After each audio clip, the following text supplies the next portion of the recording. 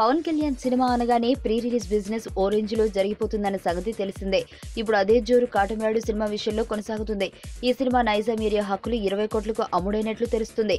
పవన్ కి నైజాం ఏరియాలో మంచి పట్టుందని, అందువలన ఈ సినిమాకి ఈ స్థాయి రేటు పెట్టి కొనుగోలు చేశారని తెలుస్తుంది. ఇక మిగిలిన ప్రాంతాలకు సంబంధించిన హక్కుల కోసం గట్టి పోటీ ఉన్నట్లుగా తెలుస్తుంది. ఓవైపు సినిమా షూటింగ్ కొనసాగుతుంటే మరోవైపు మూడో పాటని రేపు విడుదల చేయడానికి సన్నాహాలు చేస్తున్నారు. ఈ నెల 24న సినిమాని భారీ స్థాయిలో విడుదల చేసేందుకు సన్నాహాలు చేస్తున్నారు చిత్ర యూనిట్.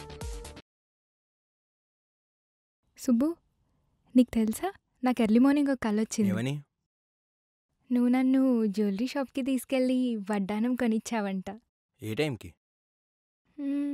గుర్తులేదు సుబ్బు, 5కి అనుకుంటా. అదే మరి 5కి మీ బాబు వచ్చి బిల్లు కట్టినట్టు నాకు కాల్ వచ్చింది.